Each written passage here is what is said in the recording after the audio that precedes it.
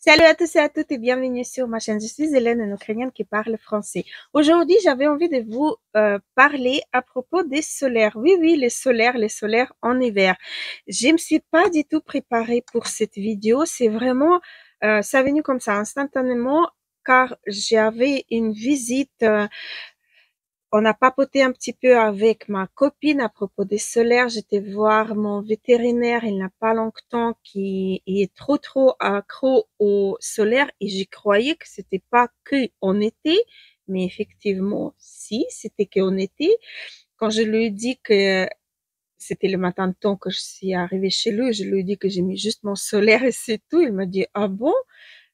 Tu continues à mettre les solaires? J'ai dit oui. Je dis les solaires, c'est vraiment très important pour, euh, pour utiliser tout au long de l'année, 365 jours par année. Donc voilà, aujourd'hui, on va parler un petit peu des solaires.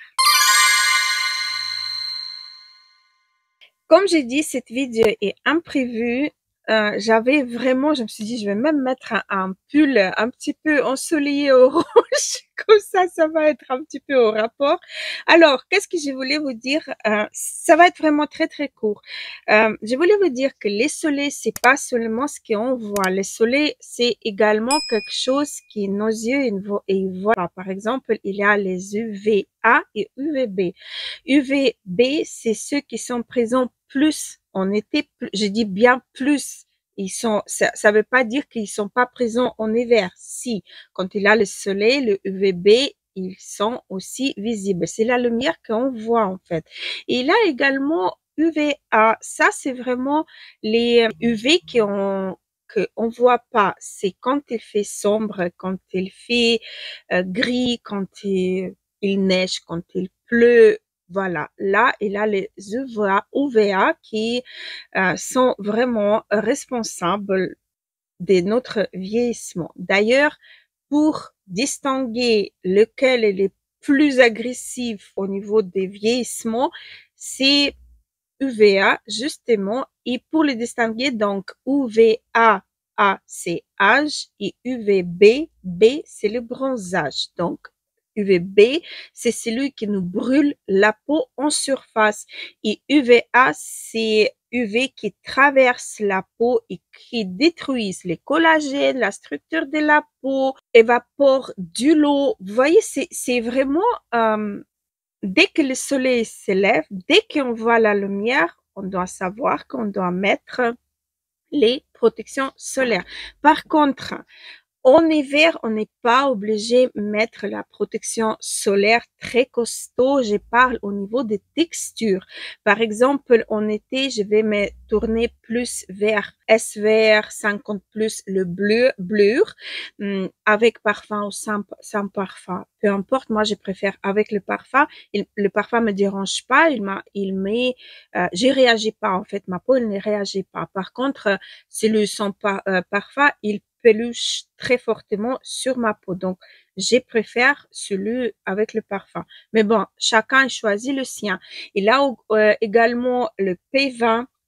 Euh, donc, ça, c'est vraiment quelque chose de très costaud. Mais ça, c'est vraiment pour être protégé à part égale contre deux UV, UVA et UVB.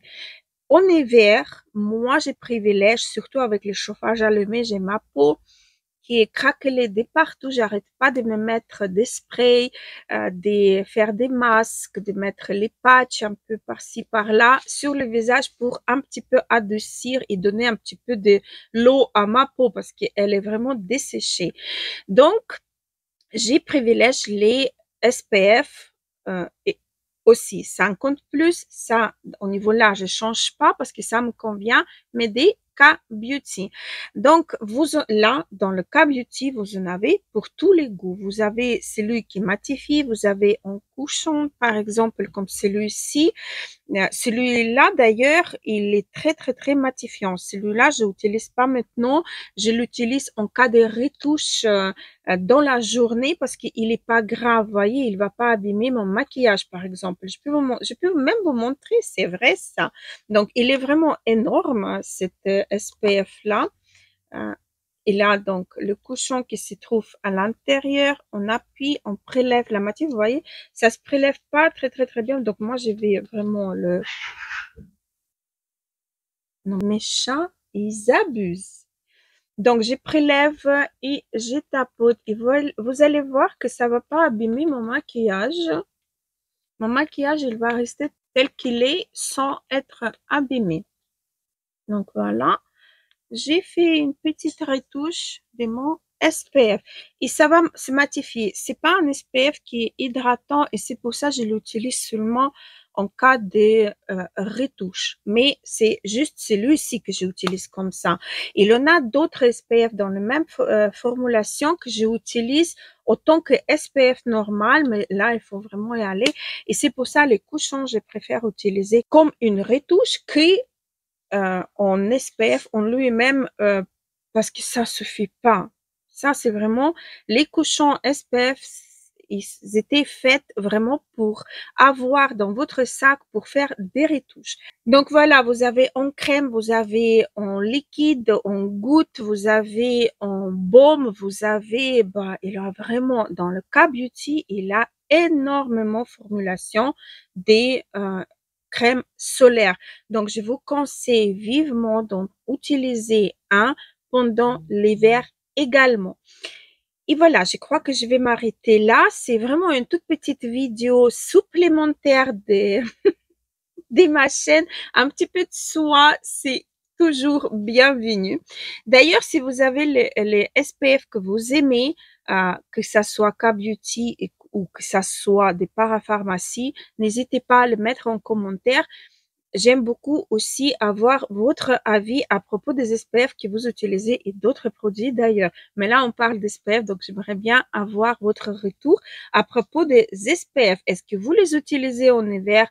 Est-ce que vous laissez de côté? Est-ce que vous utilisez plutôt le SPF coréen ou un SPF européen?